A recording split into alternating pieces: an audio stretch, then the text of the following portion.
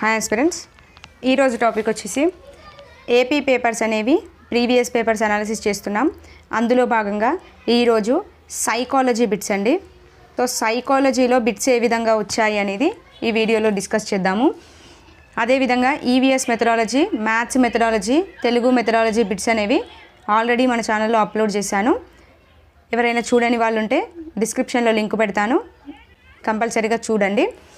సైకాలజీలో మనకి 30 బిట్స్ ఉంటాయి కదా. సో అందులో 15 బిట్స్ ఒక వీడియోలో, 15 బిట్స్ ఒక వీడియోలో పెడతానండి. సో పార్ట్ 1, పార్ట్ 2గా వీడియోస్ అనేవి అప్లోడ్ చేస్తుంటాను.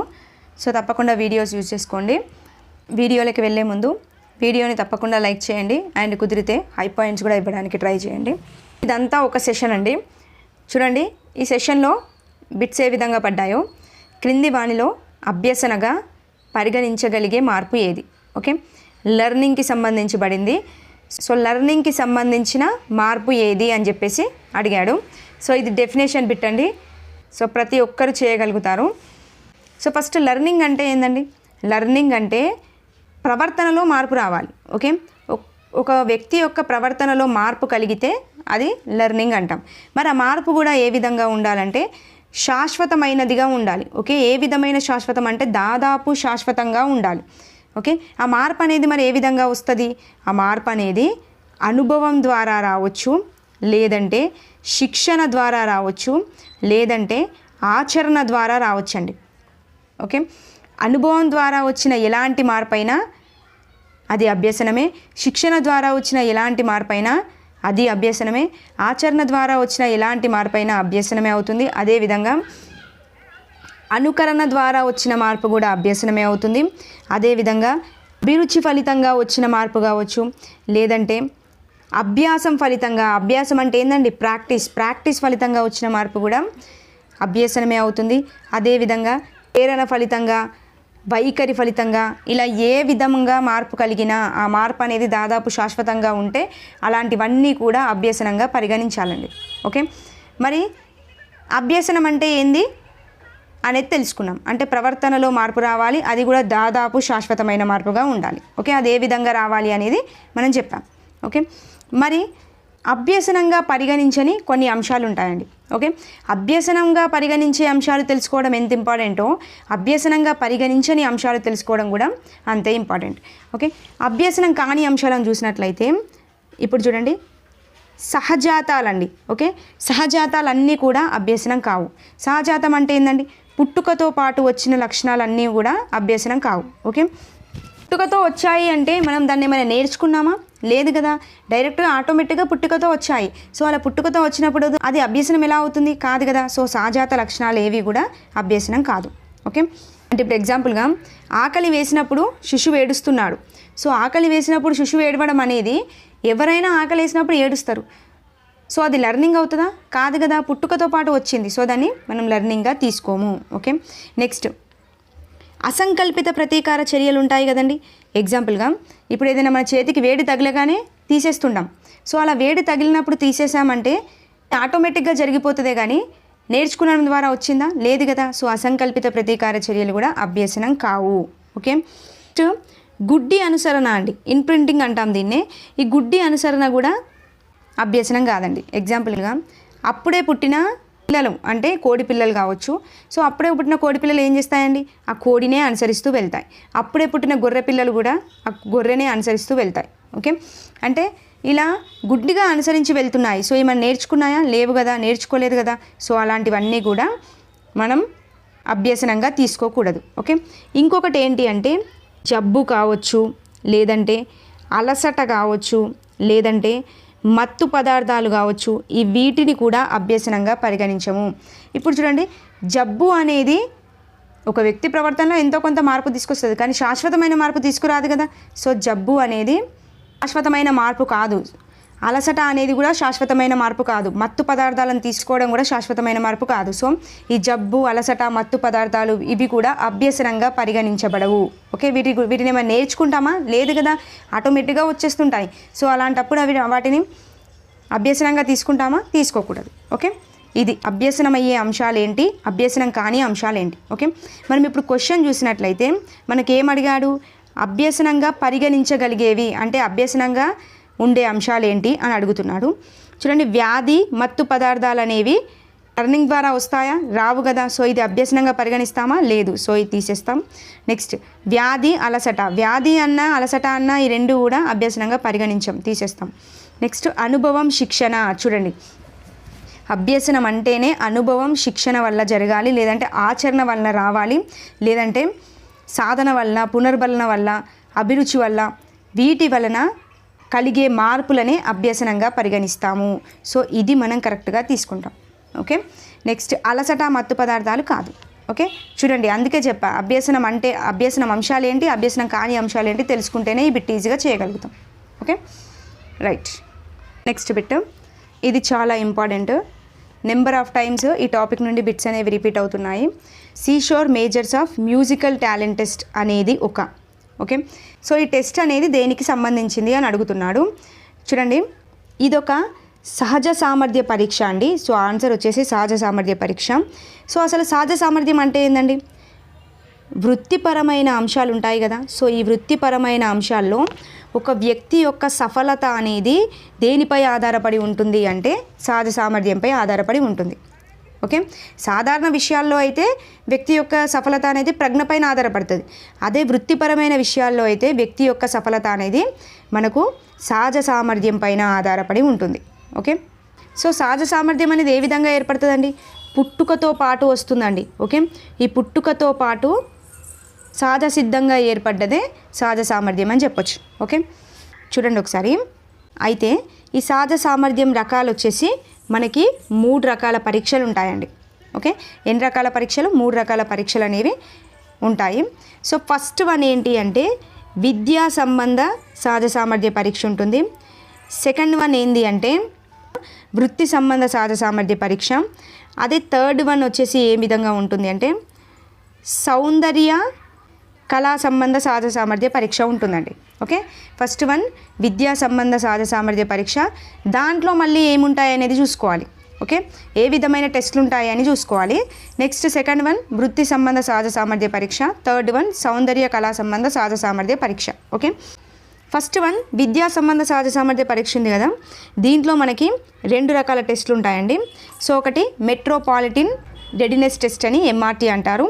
నెక్స్ట్ డాట్ అని భేదాత్మక సహజ సామర్థ్య పరీక్ష, డాట్ అని చెప్పేసి సెకండ్ వన్ ఉంటుంది. ఓకే, వృత్తి సంబంధ సహజ సామర్థ్య పరీక్షలో మనకు ఒక 6 ఉంటాయి. ఒకటి అంగుళీ నైపుణ్య పరీక్ష, శ్రవణ నైపుణ్య పరీక్ష, మిన్నెసోటా మ్యానిప్యులేషన్ టెస్ట్ అని చెప్పేసి ఈ విధంగా 6 టైప్స్ ఉంటాయి.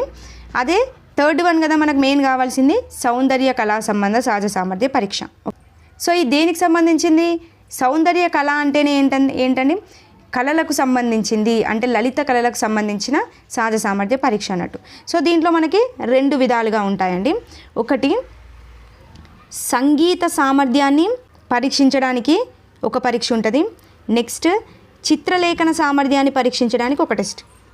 ఓకే, సంగీత సామర్థ్యానికి ఒక టెస్ట్, చిత్రలేఖన సామర్థ్యానికి ఒక టెస్ట్. సో మరి సంగీత సామర్థ్యానికి సంబంధించిన టెస్ట్ ఏంటి అంటే సీషోర్, ఇది ఉంది కదండి, ఇది Seashore measures of musical talent test. Okay, సంగీత సామర్థ్యానికి సంబంధించిన టెస్ట్. ఓకే, నెక్స్ట్ చిత్రలేఖనానికి సంబంధించిన టెస్ట్ ఏంటి అంటే ఇది మెయిర్ అండి.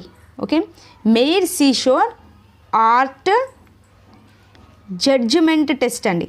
Okay, Meier Seashore art judgment test. Okay, కొంచెం మొబైల్లో ఎక్స్ప్లెనేషన్ కాబట్టి రాయడానికి ఇబ్బందిగా ఉంటుందండి, ఫింగర్తో రాయాల్సి వస్తుంది. సో అందుకే నేను ఓరల్గా క్లారిటీగా ఎక్స్ప్లెనేషన్ ఇస్తున్నాను. సో కొంచెం అండర్స్టాండ్ చేసుకోండి. ఓకే, ఇదండి. సో సంగీతానికి సంబంధించిన టెస్ట్ అయితే Seashore measures of musical talent test. చిత్రలేఖనానికి సంబంధించిన టెస్ట్ అయితే Meier Seashore art judgment test. Okay, so ఇప్పుడు మనకి అడిగింది ఏంటి? Seashore measures of musical talent test అనేది దేనికి సంబంధించింది? ఇది ఒక సహజ సామర్థ్య పరీక్ష కాబట్టి సహజ సామర్థ్య పరీక్ష అని చెప్పేసి పెడతాం. ఓకే, మరి దేనికి సంబంధించింది అని అడిగితే సంగీతానికి సంబంధించింది అని చెప్పేసి పెట్టాలి. సహజ సామర్థ్యం గురించి చూసుకోవాల్సిన పాయింట్స్ ఇవి. దీంట్లో ఇంకా చూసుకోవాల్సినవి నెంబర్ ఆఫ్ టైమ్స్ రిపీట్ అవుతుంది GATB. ఓకే, GATB గురించి చూసుకోవాలి, అంటే జనరల్ యాప్టిట్యూడ్ టెస్ట్ బ్యాటరీ అంటాం దీన్ని. సో దీని గురించి చూసుకోవాలి. దీంట్లో మనకి 12 రకాల పరీక్షలు ఉంటాయి. ఈ నెంబర్ కూడా గుర్తుపెట్టుకోవాలి, ఎన్ని రకాల పరీక్షలు అని చెప్పేసి అడిగాడు.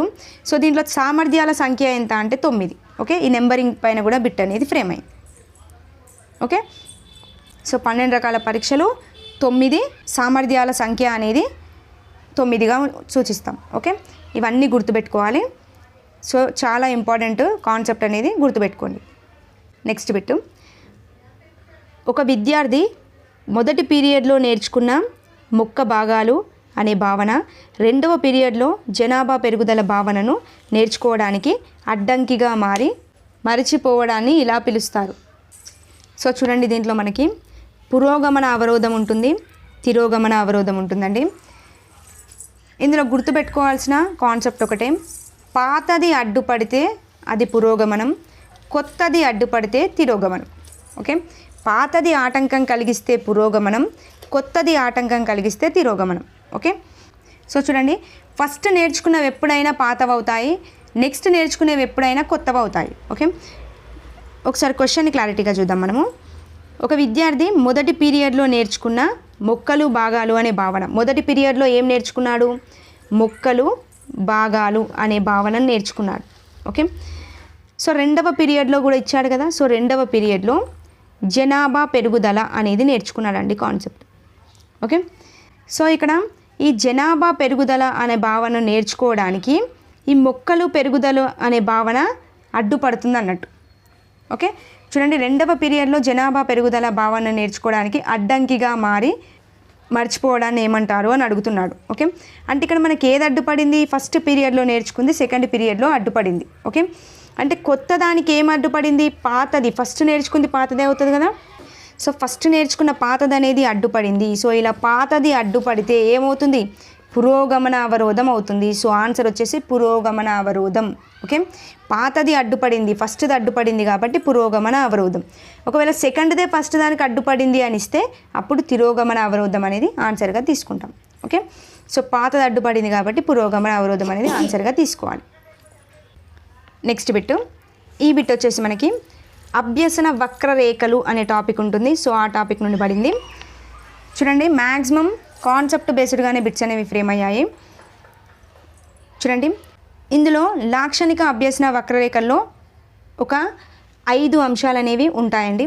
సో ఆ 5 అంశాల్లో ఫస్ట్ అంశం ఏంటి అంటే ఆర్డర్ వైజ్గా గుర్తుపెట్టుకోవాలి, ప్రారంభ స్ఫూర్తి అని. సెకండ్ అంశం ఏంటి అంటే చాంచల్య దశ అని, దీన్నే ఒడిదుడుకుల దశ అంటారు. థర్డ్ వన్ ఏంటి అంటే పీఠభూమి దశ. నెక్స్ట్ వచ్చేసి ద్వితీయ స్ఫూర్తి అని, నెక్స్ట్ వచ్చేసి శారీరక ధర్మహద్దు అని చెప్పేసి ఉంటాయండి. ఓకే, సో ప్రారంభ స్ఫూర్తిలో ఏ విధంగా ఉంటుంది అంటే ప్రేరణ అభిరుచులు అనేవి చాలా ఎక్కువగా ఉంటాయండి. ఓకే, ఇక్కడ ప్రేరణ అభిరుచులు అనేవి ఎక్కువగా ఉండి అభ్యసనం అనేది చాలా వేగంగా జరుగుతుంది. అలా జరిగే దశ ఏది అంటే ప్రారంభ దశ. ఓకే, సో రెండవ దశలో ఏమవుతుంది అంటే కొంచెం హెచ్చు తగ్గులు అనేవి వస్తాయి. సో హెచ్చు తగ్గులు అనేవి రావడం వల్ల ఏమవుతుంది అంటే ఇక్కడ ఏమైంది? ప్రేరణ అభిరుచి అనేది ఎక్కువగా ఉంది కదా ఫస్ట్ దశలో. సో ఈ చాంచల్య దశలో ప్రేరణ అభిరుచి అనేది తగ్గిపోతుంది అన్నట్టు. ఓకే, అంటే ఎగుడు దిగుడులుగా అవుతుంది అండ్ నిదానంగా కొనసాగుతుంది. అది ఏ దశ అంటే చాంచల్య దశ. ఓకే, నెక్స్ట్ చూడండి, ప్రారంభ దశలో మనకు ప్రేరణ అభిరుచి అనేవి వేగంగా ఉండే, చాంచల్య దశలో కొంచెం ఎగుడు దిగుడులతో నిదానంగా కొనసాగాయి. అదే పీఠభూమి దశలో ఇక్కడ ప్రేరణ అభిరుచులు ఏవి కూడా కనబడవండి. ఓకే, ప్రేరణ అభిరుచి లేని దశ ఏది అంటే పీఠభూమి దశ. సో ఇక్కడికి వచ్చేసరికి ఏమవుతుంది అంటే అభ్యసనం అనేది ఆగిపోయిందేమో అన్న భ్రమ కలుగుతుంది. అదేవిధంగా ఇది అత్యంత కీలకమైన దశగా చెప్పుకోవచ్చు. ఓకే, నెక్స్ట్ వచ్చేసి ద్వితీయ స్ఫూర్తి. ద్వితీయ స్ఫూర్తి అంటే ఏంటంటే అభ్యసనంలో రెండవసారి స్ఫూర్తి అనేది మనకి ఇక్కడ కలుగుతుంది. ఓకే, నెక్స్ట్ వచ్చేసి శారీరక ధర్మహద్దు ఉంది కదా, సో దీనిలో ఎంత ప్రయత్నించినా అభ్యసనాన్ని మెరుగుపరుచుకోలేడండి. సో ఇక్కడ మనకి వైయక్తిక భేదాలు అనేవి కనిపిస్తాయి. ఓకే, ఇది కాన్సెప్ట్. సో దీంట్లో సరైన జత ఏది అని అడిగాడు కదా, ఒక్కసారి చూద్దాము. చూడండి, ప్రారంభ స్ఫూర్తి ఫస్ట్ వనే కదా. ప్రారంభ స్ఫూర్తిలో ఏమని చెప్పా? అభ్యసనం అనేది అతి వేగంగా జరుగుతుంది. ఇక్కడ ప్రేరణ అభిరుచి అనేది ఎక్కువగా ఉంటుంది కదా, సో అభ్యసనం అనేది వేగంగా జరుగుతుంది. బట్ ఇక్కడ ఏమి ఇచ్చాడు? అతి తక్కువ అని ఇచ్చాడు. అతి తక్కువ కాదు కదా, వేగంగా జరుగుతుంది. సో ఇది సరికాదు. ఓకే, నెక్స్ట్ చాంచల్య దశలో ఏమని చెప్పా, కొద్దిగా అభ్యసనం అనేది జరుగుతుంది, బట్ నిదానంగా జరుగుతుంది, స్థిరంగా అయితే జరగదు కదా. స్థిరంగా ఉండేది ఎక్కడ, పీఠభూమి దశలో ఉంటుంది. సో స్థిరంగా ఉండదు కదా, సో ఇది తీసేస్తాం. ఓకే, నెక్స్ట్ పీఠభూమి దశలో అభ్యసనం అనేది తాత్కాలికంగా నిలిచిపోతుంది, అంటే అభ్యసనం ఆగిపోయిందేమో భ్రమ కలుగుతుంది కదా, కలుగుతుంది. సో ఇది మనకు కరెక్ట్గా తీసుకుంటాం. ఓకే, నెక్స్ట్ శారీరక హద్దు. శారీరక ధర్మ హద్దులో ఏమని చెప్పానండి, అభ్యసనం అనేది పూర్తిగా నిలిచిపోతుంది, ఎంత ప్రయత్నించినా మెరుగుపరుచుకోలేడు కదా, బట్ ఎక్కువ అన్నాడు, ఎక్కువ కాదు కదా, తీసేస్తాం. ఓకే, ఇది సో కాన్సెప్ట్ బేస్డ్గా బిట్ అనేది ఫ్రేమ్ అయింది. సో కాన్సెప్ట్ అయితే ఇది చూసుకోండి. నెక్స్ట్ బిట్, ప్రతిస్పందనకు ప్రతిఫలానికి మధ్య సంబంధం ఏర్పడుతుందని తెలిపే సిద్ధాంతం ఏది? చూడండి, ఏమడిగాడు, ప్రతిస్పందనకు ప్రతిఫలానికి అని అడిగాడు. సో ఉద్దీపనకు సంబంధించింది అయితే ఏమవుతుంది, శాస్త్రీయ నిబంధన అవుతుంది. ఓకే, ప్రతిస్పందనకు సంబంధించింది అయితే ఏమవుతుందండి, కార్యసాధక నిబంధననే కదండి. ఓకే, సో ఇక్కడ ఉద్దీపన ప్రతిస్పందన రెండింటికి సంబంధించింది అయితే యత్నదోష. సో ఇది కాదు కదా, తీసేస్తాం. సో అడిగింది ప్రతిస్పందనకే కదా, సో కార్యసాధక నిబంధన. అదే ఉద్దీపనకైతే శాస్త్రీయ నిబంధన అవుతుంది. ఓకే, అంతర్దృష్టి అయితే అసలే కాదు కదా, తీసేస్తాం. ఓకే, సో సమస్య పరిష్కారానికి సంబంధించింది అయితే అంతర్దృష్టి అవుతుంది. ఓకే, ఇది సో ఇక్కడ డైరెక్ట్గా ఇచ్చేసాడు క్వశ్చన్ అనేది, ప్రతిస్పందనకు ప్రతిఫలానికి మధ్య సంబంధం ఏర్పడేదే కార్యసాధక నిబంధన సిద్ధాంతం. ఓకే, సో దీన్ని ప్రతిపాదించింది ఎవరండి, కార్యసాధక నిబంధన సిద్ధాంతాన్ని స్కిన్నర్ ప్రతిపాదించడం జరిగింది. సో ఇది తెలిసిందే కదా, రైట్. నెక్స్ట్ బిట్ చూడండి, ఎంత జనరల్ బిట్ అండి, ఎవరైనా ఈజీగా పెడతారు. సంజ్ఞా భాష అంటే ఏంటండి, సైన్ లాంగ్వేజ్. సైన్ లాంగ్వేజ్ అనేది ఎవరికి సంబంధించింది చెప్పండి, సైన్ లాంగ్వేజ్ అంటేనే శ్రవణ లోపం ఉన్న వారికి సంబంధించింది. సో ఇది ఈవీఎస్లో కూడా టచ్ అవుతుంది. సైన్ లాంగ్వేజ్ అనగానే గుర్తొచ్చేది శ్రవణ లోపం. సో శ్రవణ లోపం గల వారికి ఉపయోగించేది sign language. Okay, next bit చూడండి, ఇది ప్రేరణ అనే టాపిక్ నుండి పడిందండి. సో ఈనాడు నేను ఈ స్థితిలో ఉండడానికి కారణం రేపు ఏ స్థితిలో ఉండాలో నేను నిన్ననే ఆలోచించుకొని ఉండడమే అన్న మైకేవర్ అండి. మైకేవర్ వాక్యం అనేది ఏ రకమైన ప్రేరణకు సంబంధించింది అని అడిగాడండి. ఓకే, చాలా బాగుంటుందండి కోట్ ఇది. సో మనకి సహజ ప్రేరణ ఉంటుంది, దీన్నే అంతర్గత ప్రేరణ అని పిలుస్తారు. అదేవిధంగా బహిర్గత ప్రేరణ అని ఉంటుంది, దీన్నే కృత్రిమ ప్రేరణ అంటారు. నెక్స్ట్ సాధన ప్రేరణ అని చెప్పేసి ఉంటాయండి. ఓకే, సో ఇప్పుడు సహజ ప్రేరణ అంటే ఏంటంటే, అంటే అంతర్గత ప్రేరణ కదా. సో అంటే బాహ్య కారకాలతో సంబంధం లేకుండా తన సంతోషం కోసం తనకు నచ్చిన పని చేస్తాడు కదా, సో అలా చేయడాన్నే అంతర్గత ప్రేరణ అంటారు. ఓకే, అంటే బయటి ప్రమేయం లేకుండా తన సొంతంగా పనిచేస్తే అది అంతర్గత ప్రేరణ. మరి బహిర్గత ప్రేరణ కృత్రిమ ప్రేరణ అంటే ఏంటంటే, తన సంతృప్తి కోసం కాకుండా, అంటే అతను చేసే పనికి కాకుండా ప్రతిఫలానికి, అంటే పొందే ఫలితానికి ప్రాధాన్యతనిచ్చి చేస్తే అది బహిర్గత ప్రేరణ అవుతుంది. అంటే ఇతరుల సంతోషం కోసం చేస్తాడు. ఓకే, మరి సాధనా ప్రేరణ అంటే ఏంటంటే, ఒక వ్యక్తి ఒక లక్ష్యం పెట్టుకొని ఆ లక్ష్యానికి చేరుకోవడానికి ప్రయత్నం చేస్తూ ఉంటాడు కదా, సో దాన్నే సాధనా ప్రేరణ అంటారండి. ఓకే, సో ఈ వాక్యం అనేది మైకేవర్ ఎందులో భాగంగా చెప్తాడంటే సాధనా ప్రేరణలో భాగంగా చెప్తాడు. ఓకే, అంటే ఈనాడు నేను ఈ స్థితిలో ఉండడానికి కారణం ఏంటి అంటే, రేపు ఏ స్థాయిలో ఉండాలో నేను నిన్ననే నిర్ణయించుకున్నాను అని అంటున్నాడు. అంటే అది ఒక లక్ష్యం గురించి మాట్లాడుతుంది, ఒక సాధన గురించి మాట్లాడుతుంది. సో ఇది సాధన ప్రేరణకు సంబంధించింది. ఓకే, దీంట్లోనే ఇంకిద్దరు ముగ్గురు ఉంటారండి. మెక్లీల్యాండ్ అని ఒకరు ఉంటారు, మెక్లీల్యాండ్ అట్కిన్సన్ అని చెప్పేసి. నెక్స్ట్ ఇర్వింగ్ అని ఒకరు ఉంటారు. సో వీళ్ళ గురించి కూడా చూసుకోవాలి. ఓకే, సో ఇది డైరెక్ట్ కోట్ పడింది. సో ఈ కోట్ వచ్చేసి ఎవరికి సంబంధించింది, దేనికి సంబంధించింది అంటే సాధనా ప్రేరణకు సంబంధించింది. ఓకే, నెక్స్ట్ బిట్, ఆనందదాయక అభ్యసనం అంటే జాయ్ఫుల్ లెర్నింగ్ అంటే ఏంటి అని అడుగుతున్నాడు. ఓకే, చూడండి జనరల్ బిట్టే కదండి ఇది, దీనికోసం కాన్సెప్ట్ అవసరమా? చూడండి, సులభమైన అంశాల ద్వారా అభ్యసనం అంట. ఓకే, సులభమైన అంశాల ద్వారా అభ్యసనం చేస్తే అది ఆనందదాయక అభ్యసనం ఎందుకు అవుతుంది? కాదు కదా. భయరహిత వాతావరణంలో అభ్యసనం, చూడండి ఫియర్లెస్గా ఉంది అభ్యసనం అని అంటే అది జాయ్ఫుల్ లెర్నింగే కదండి. భయపడుతూ నేర్చుకోకుండా, భయం లేకుండా ఫ్రీగా ఉండి నేర్చుకుంటే అది జాయ్ఫుల్ లెర్నింగే అవుతుంది కదా, డెఫినెట్గా అదే జాయ్ఫుల్ లెర్నింగ్ అవుతుంది. ఓకే, క్రీడలు క్రమశిక్షణ ద్వారా అభ్యసనం కాదు, సాంప్రదాయిక పద్ధతిలో అభ్యసనం కూడా కాదు. ఓకే, జనరల్గా థింక్ చేసి పెట్టచ్చు. చూడండి, ఒక ఉపాధ్యాయుడు తరగతిని 5 ఉపసమూహాలుగా విభజించి ఒక సభ్యుడు ఒక భావనను మిగిలిన సభ్యులకు బోధించేలా కేటాయించడం జరిగింది. ఓకే, అంటే ఒక ఉపాధ్యాయుడు ఏం చేసిందంటే 5 ఉపసమూహాలుగా విభజించేసి ఒక సభ్యుడు ఒక ఉపభావనను మిగిలిన వాళ్ళకి బోధించేలా చేశారు అన్నట్టు. సో ఇది దేనికి సంబంధించింది అని అడుగుతున్నాడు. ఓకే, చూడండి, స్వీయ బోధన అవుతుందా? స్వీయ బోధన అంటే సొంతంగా నేర్చుకోవడం కాదు. వ్యక్తిగత బోధన అంటే ఇండివిజువల్గా నేర్చుకోవడం. సో ఇక్కడ సమూహాలుగా చేశాడు, ఒకరి భావనని ఇంకొకరికి చెప్పిస్తున్నాడు అంటే అది ఇండివిజువల్ లెర్నింగ్ ఎందుకు అవుతుంది? కాదు కదా. నెక్స్ట్, కార్యక్రమయుత అభ్యసనం అవుతుందా?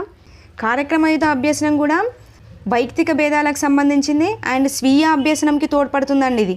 ఓకే, సొంతంగా నేర్చుకోవడానికి తోడ్పడుతుంది. సో ఇది అలా ఉండదు కదా, తీసేస్తాం. ఓకే, సహకార అభ్యసనం చూడండి, ఒకరికొకరు చెప్పుకుంటున్నారు అంటే గ్రూప్గా విడిపోయారు అంటే అది సహకార అభ్యసనం అవుతుంది. ఓకే, ఇది నెక్స్ట్ బిట్. జాతీయ విద్యా విధానం 2020 ఈ అంశంపై ప్రధాన దృష్టి సారించింది. ఓకే, జాతీయ విద్యా విధానం అంటే NEP 2020 అనేది సమ్మిళిత విద్య సమాన విద్యపైనే ఫోకస్ చేస్తుందండి. ఓకే, శిక్షలపైన ఏ విద్యా విధానం మనం ఫోకస్ చేస్తుందా? నార్మల్గా ప్రధాన దృష్టి అయితే కేటాయించదు. నెక్స్ట్, వేరు చేసే మరియు పోటీ ఆధారిత అభ్యసనం అంటే వేరు చేసే విధంగా ఉంటుందా? ఉండదు. ప్రత్యేక మరియు వివక్షతల విద్య అంటే వివక్షతల విద్య ఉంటుందా? ఉండదు కదా. సో సమ్మిళిత మరియు సమాన విద్య పైన NEP 2020 అనేది ఫోకస్ చేయడం జరిగింది. Next bit, NCF 2005. NCF 2005కి ఆధారం ఏది? NCF 2005 అంటేనే గుర్తుకు రావాల్సింది నిర్మాణాత్మక అభ్యసనమే కదండి. అంటే నిర్మాణాత్మక అభ్యసనం అంటే ఏంది? అంటే పిల్లవాడే పూర్వజ్ఞానం ఆధారంగా సొంతంగా కృత్యం చేసి నేర్చుకుంటాడు. సో అలా నేర్చుకుందే ఎక్కువ కాలం అనేది గుర్తుండడం జరుగుతుంది. సో ఇది నిర్మాణాత్మక అభ్యసనమే అవుతుంది కదా. జీన్ పియాజే చెప్పింది కూడా నిర్మాణాత్మక అభ్యసనమే కదా.